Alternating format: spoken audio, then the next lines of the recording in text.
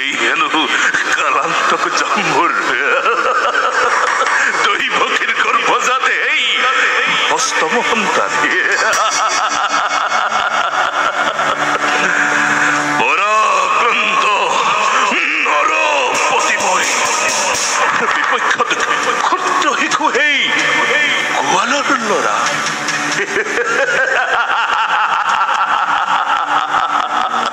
যিয়েই শুনিব সিয়েই আহিব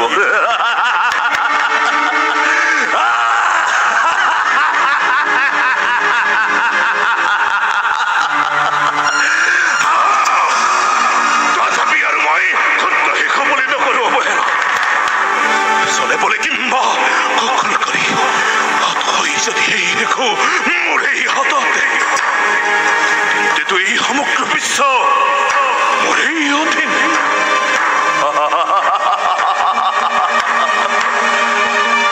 স্নেহৰ ভক্তি মোৰ ৰাক্ষসী দৈবকী তাইৰে পুত্ৰ হাই অন্ত হ'ব মোৰ বুজিছো ষড়যন্ত্ৰ তলে তলে চলিছে মাথো গুপ্ত ষড়যন্ত্ৰ সকলোৱে বিচাৰিছে আজি মাথো এই কংসৰ বিনাশ মহাৰাজ বন্দী বসুদেৱ উপস্থিত বসুদেৱ কোৱা কংস দৈবকীৰ গৰ্ভজাত অষ্টম সন্তান কি এতিয়াও জীৱিত তাৰ ভয়ত কি বিশ্ব ধ্বংসকাৰী কংস কম্পমান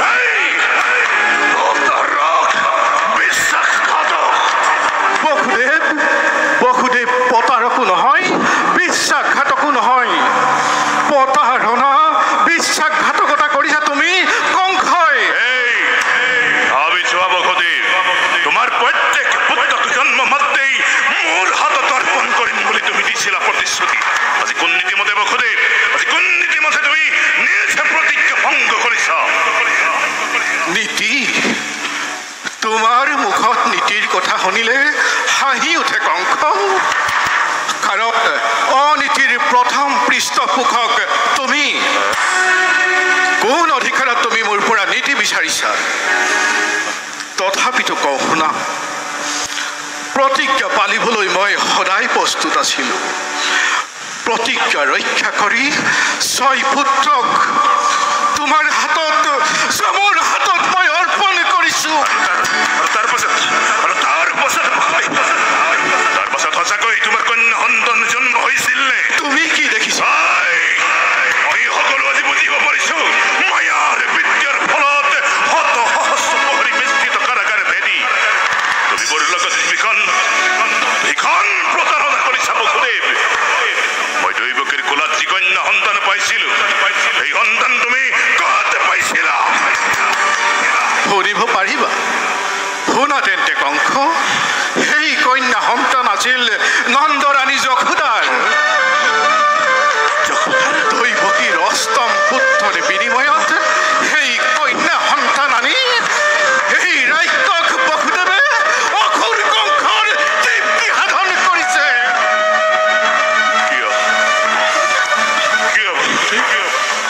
কিয় তুমি মোৰ লগতে বিশ্বাসঘাতকতা কৰিলা ভাবিছোৱা কংস তুমি জানো মোক বিশ্বাস কৰিছিলা শত সহস্ৰ প্ৰহৰী ঘোৰ অন্ধকাৰ কাৰাগাৰত বন্দী কৰি থৈ তুমিয়েই জানো মোক বিশ্বাসঘাতকতা কৰিবলৈ বাধ্য কৰোৱা নাছিলা তোমাৰ মইমতীয়া শাসনে আজি এই ৰাজভক্ত বসুদেৱক বিদ্ৰোহী কৰি তোলা নাই তথাপিতো বসুদেৱ তুমি মাথো মোক ধন্যবাদ দি আছে এতিয়াও তোমাৰ মাংস মই টুকুৰকৈ কাটি শিয়াল কুকুৰক মই ভক্ষণ কৰোৱা নাই ক্ষমা কৰিবা ৰাজন তোমাৰ এই কথা মই স্বীকাৰ কৰি ল'ব নোৱাৰো কাৰণ জীৱন মৰণৰ গৰাকী তুমি নোহোৱা কংস ৰজাৰ ওপৰতো ৰজা আছে বিচাৰকৰ ওপৰতো বিচাৰক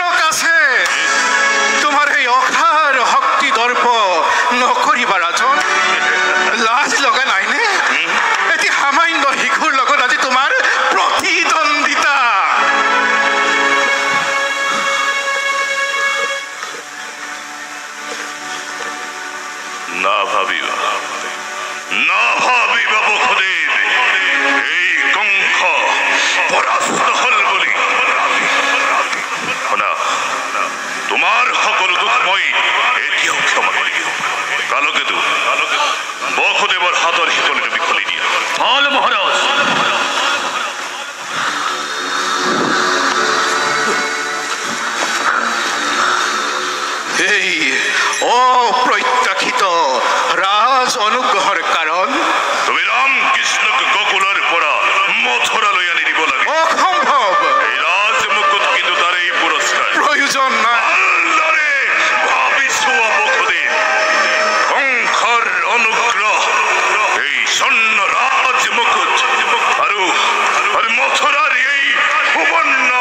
ৰাজ সিংহাসন এই সকলো মাথো তোমাৰ লোভ দেখুৱাই ধ্বংসৰ পথলৈ বাট দেখুৱাই নিদিবা কংস ব্যক্তিগত সুখ ভোগৰে নিমিত্তে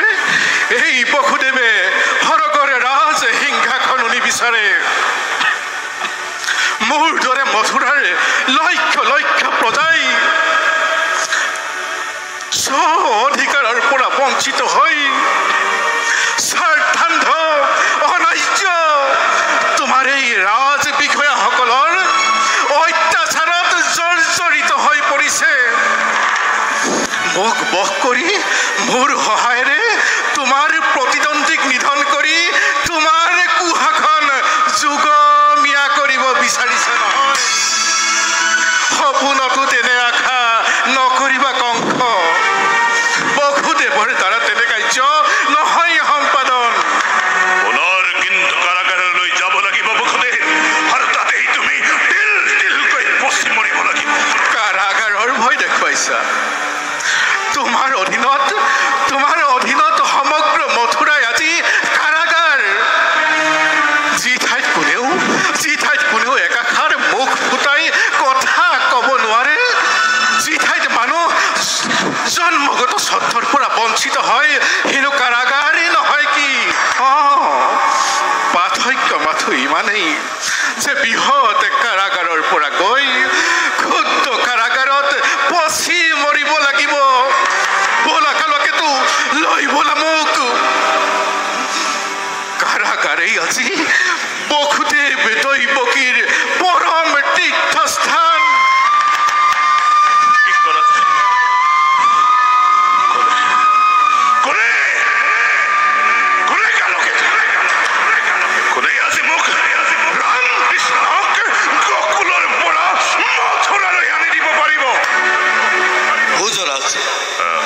আপোনাৰ আজ্ঞা পালে এই মহান কাৰ্য সাধিবলৈ এই অভাজন সদায় প্ৰস্তুত তুমি পাৰিবা তুমি ৰাম কৃষ্ণক গকুলৰ পৰা মথুৰালৈ আনি দিব পাৰিবা পাৰিম মহাৰাজ নিশ্চয় পাৰিম তুমিও আজি অহংকাৰী ৰজাৰ ফলীয়া হৈ প্ৰজা শক্তিৰ বিপক্ষে যাবা সঁচা বসুদেৱ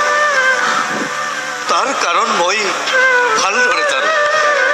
ৰাজ শক্তিৰেই পৰাভৱ হ'ব যি পক্ষৰ পৰাজয় নিশ্চিত সেই পক্ষ ৰাজ্য এৰিবলৈ অক্ৰূৰক অনুৰোধ নকৰিবা বসুদেৱ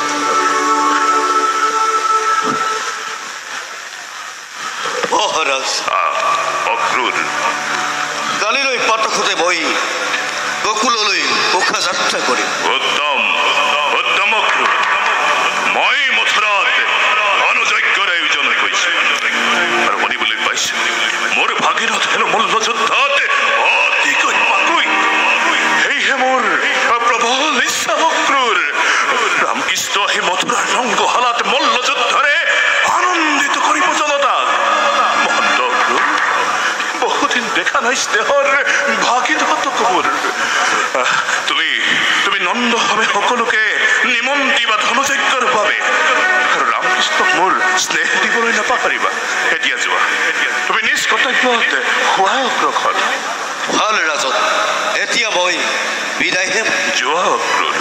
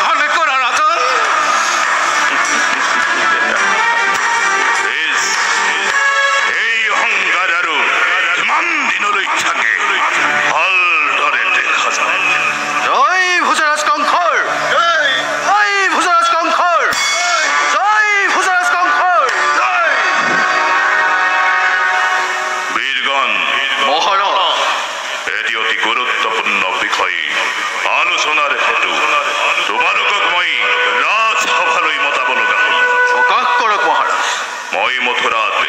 ধনুযজ্ঞৰ আয়োজন কৰিছো আৰু অক্ৰূৰক ৰামকৃষ্ণৰ নিমন্ত্ৰণৰ ভাৰ দি মই গোকুললৈ প্ৰেৰণ কৰিছো যিদিনাই প্ৰৱেশিব ৰামকৃষ্ণ ৰংগহাৰে মোৰ তোমাৰ মহাবীৰজনৰ হাততেই ৰামকৃষ্ণ নিধন হ'ব লাগিব অতি উত্তম হ'ব মহাৰাজ এই সাধুৰৰ বজ্ৰমুষ্টিৰ প্ৰহাৰত ৰামকৃষ্ণ প্ৰাণ পাই উৰি যাব এটি পলকতে মহাৰাজ এইবাৰ মল্লযুদ্ধ কৰি ৰামকৃষ্ণৰ সমে দেখুৱাম জগতক মুষ্টিকৰ প্ৰচণ্ড বিক্ৰম মল্লযুদ্ধৰ নাম শুনাৰ লগে লগে মোৰ মন অতিকৈ বাউকুল হৈ পৰিছে যাৰ এটি মাথো হুংকাৰত স্বৰ্গৰ দেৱতা মৈত্ৰৰ মানৱ